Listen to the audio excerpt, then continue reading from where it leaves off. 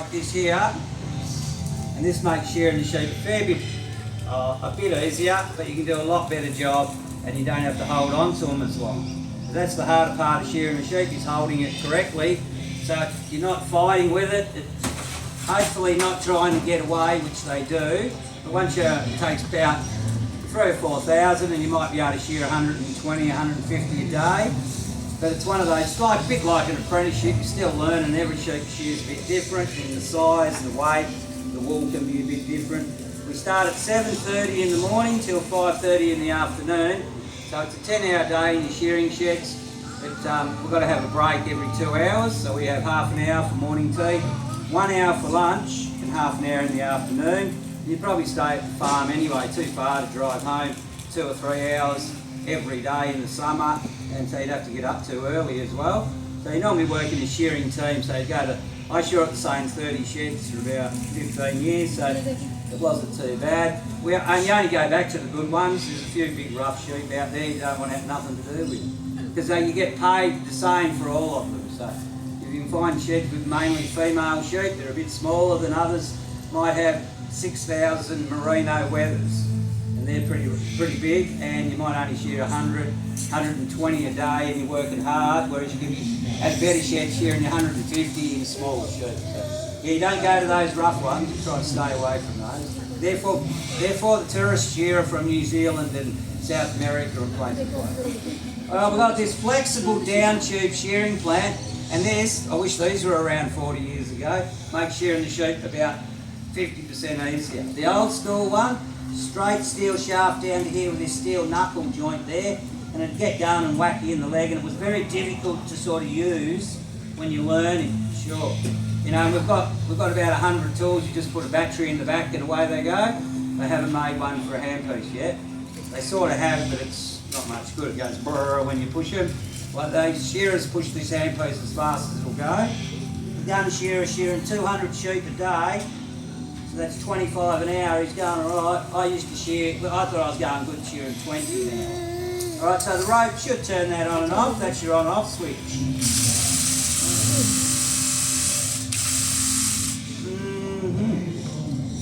I'll cut the wool off one. Oh, and we've got this springy action here. I've only just started using that the last few years. Turn up the hobby farmers that do a lot of those sort of jobs now. They might only have, they could have 2 sheep or 20 or 4 or 7. Anyway, I set all this up, and then they go, oh, you put the sheep in there. I'm going, oh, yeah. Oh, what, you put the sheep in there? But no, I go in here. This is what you'll see. If you go in any shearing sheds these days, this is the back saver. These are great, but I probably should have used it when I was shearing, but you feel a bit, I don't know, awkward stuck in one of these all day, but all the big guys were using them, and that takes all the weight off your legs, everything. It's got all my weight, and it won't fall over. You know, you can bend right over here without sort of falling over and things, and you've got your sheep between your legs. It's all at the same time. And some bigger ones, well, they do carry on and you can fall over. So they're great. So it does take all the weight off your back, your hips and things like that. And I've done a few big jobs using it, and I thought, well, this is all right, feel pretty good, until the next morning you go, oh, I did a bit much yesterday. You can get a sore back shearing the sheep. Okay, so some days the harder part is catching the sheep, get it out here in the right position to shear it. That's what you get paid for. Around $4 per sheep, and good shearer, once you learn, of course, like I said, you shear around 150 to 200 a day. So if you can shear 150, it's all right money, and they've got to supply all your food and everything too. We used to get real good food and everything, so it'd have to be, or else the boys jump in the car and go to the pub or somewhere. They don't come back until you've got a good cook and heaps of food, because you've got to stay out of these places. All right, I'll go in the little door here and see what happens. You stay there, Zoe. They're penned up. We do use dogs in the shed to get the sheep into the shed and penning up. 4 shearers can shear around 750 sheep a day. Man! So front row, if a sheep gets loose, you better put your arms out, and it's your job to catch the sheep. I don't know about you, but I'm a big top job for the day. Oh, look at that. Late. Now, here's a winner, isn't it? Started losing its fleece, this one. Wait. And this is a Dorset, the breed of this. So this is the lamb chop, roast. Still got his lamb's teeth there. I know he's a year old. Got your little lamb's teeth still. So Mark is looking at its teeth because that's the best way to actually age a sheep. Yeah, well, mate, a lot of animals is by their teeth. Sheep, cattle, maybe horses. All right, and this is a male. A Dorset lamb. It probably weigh about, I reckon, 42 kilos. 42 kilos. And we shear them all the same way. He hasn't been shorn before, so this will be Mr. Wiggles. We'll see how this goes. So remember, front row, arms out. When they do get shorn the first time, they are a little bit wiggly, so they've never actually experienced this before. It is a loud noise, strange handling. They're all a bit like, oh, what's happening here? But the most experienced people that do this as a career, they definitely know how to handle their sheep. Mark made that look really, really easy. I can say for myself, I would never be able to handle a sheep like that. They are quite big, they are wiggly. He makes it look like a piece of cake. I always say it's all the way luck, mate. And experience in anything you do. You don't go shearing sheep in front of anyone. A lot of people won't do that, won't do this job. They'll ask and they're going, oh, no way. It is a very physical job as well, so that's why the swing there that Mark is using is a little bit of a back saver. Definitely need to look after your body because you only get one in your lifetime. And you can see underneath that really dirty wool, it's nice and clean underneath there. So on the top of the wool, throughout the wool, but on the top layer with that lanolin oil, dirt and things will stick to it. There's an oil, of course, that's going to stick to it, but underneath it's nice and clean. My camera's better.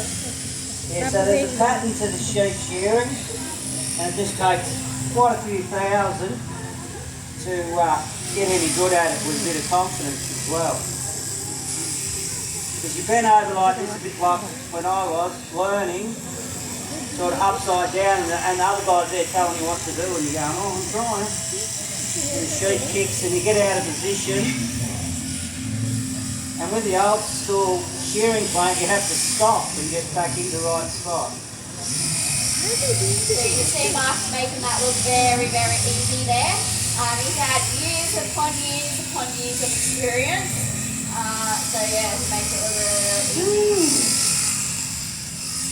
So a little thing about sheep shearing is that on a sheep farm, your farmers will actually lock the sheep away into the shed one day beforehand. If it's really, really bad weather, maybe a couple of days beforehand. We want to make sure the sheep's wool isn't wet. So once that wool is wet, the shearer is not going to touch that sheep. No one wants to be covered in wetness, oil, dirt, wool stuff. And it actually gets their blades as well. So blades can be quite expensive. That is their number one tool for this job. So they do want to protect those blades as well. So once it hits that wet wool, they're blunt. They're no use. And if you're talking about shearing 100 or more sheep a day, that tool there is really, really important for their job. So Mark also mentioned before about wool not actually costing very much. Now, shearers actually get paid per sheep, not per hour like most of us at work. They're not on a wage, they're not on a salary, it's actually per sheep. So it is a little bit of a race, especially when you've got all these boys in the shed. They're going to try and shear the sheep the fastest and the most better quality wool as well. So they're going to have a bit of a competition in that shed to try and get the most sheep because they're going to be paid essentially for it. And that is a naked sheep, everybody. You just do that all day. Now we do have a quick offer, haircut with no style. Yeah. Can't say it will look very good, but No, it won't. Well, this fleece, we're not going to win any prizes at the fleece throwing competition today.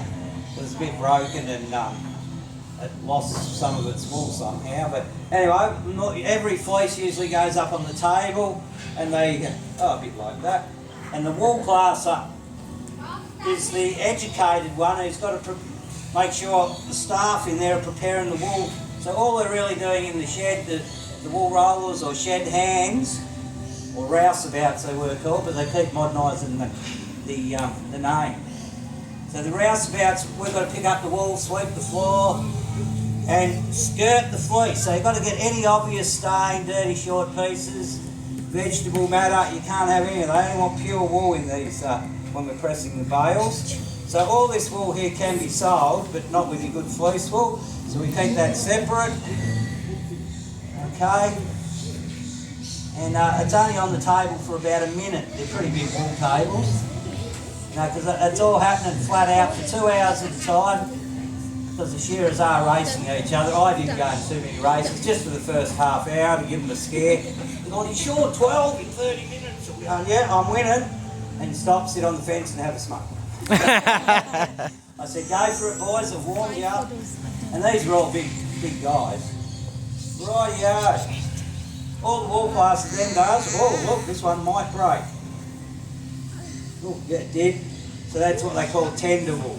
But anyway, what they do use this sort of wool for is blankets, carpets, rugs, stuffing toys and pillows, doonas, puffer jackets and stuff like that, just with all this cheaper type wool, or the itchy jumper back in the 60s and 70s.